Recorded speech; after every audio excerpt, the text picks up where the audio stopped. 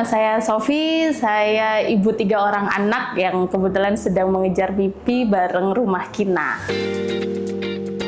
Jadi Rumah Kina sendiri itu dulunya cuman usaha kecil di Surabaya yang berawal dari rumah, dan awalnya tuh aku cuman open pre-order aja gitu, nerima pesanan. Terus karena seiring berjalannya waktu, ternyata orderan juga lumayan banyak yang datang. Akhirnya saya sama suami memutuskan untuk buka gerai pertama di lingkungan perkantoran suami. Jadi sejak awal Rumah Kina berdiri ini, itu saya pribadi ingin menghadirkan makanan dan minuman itu yang enak dengan bahan yang berkualitas, namun tetap dengan harga yang terjangkau ya.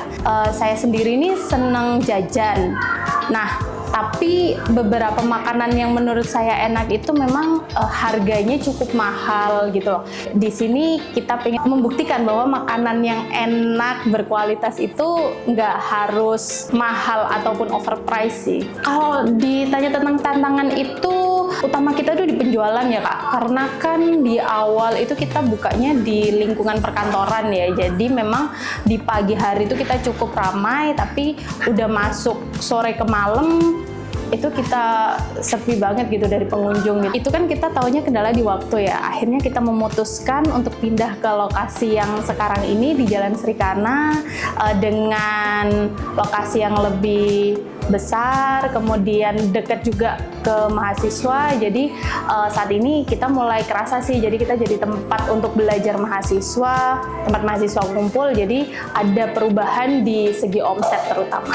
Kalau untuk tantangan barunya, sejak tahun 2024-2025 itu kan di Surabaya ini banyak coffee shop baru yang bermunculan ya. Nah, terus dari situ kita mikir sih, daripada menganggap mereka ini sebagai kompetitor, kenapa kok kita nggak ngajak mereka untuk berkolaborasi gitu. Jadi dari situ mulai kepikiran untuk menawarkan titip jual cake, cookies, sama biji kopi yang Rumah Kina buat ke mereka gitu.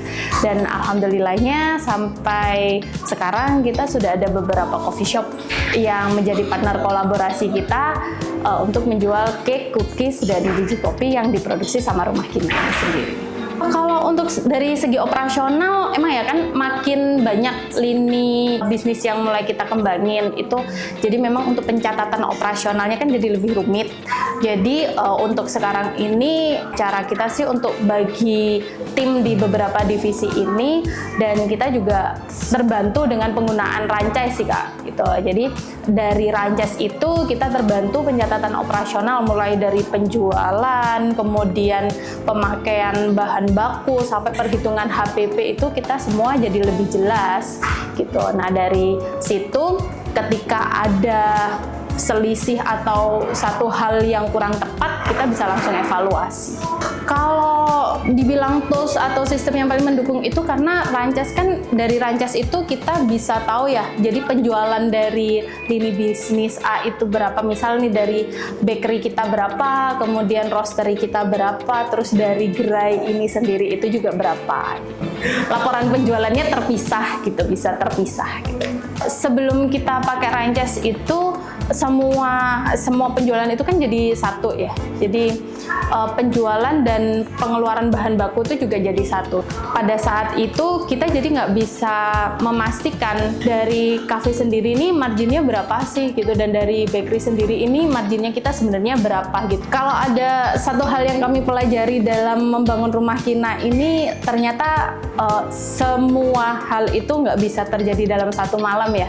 Rumah Kina ini merupakan bukti ya bahwa langkah-langkah kecil yang kami lakukan selama ini bisa membawa kami sampai di titik yang sekarang.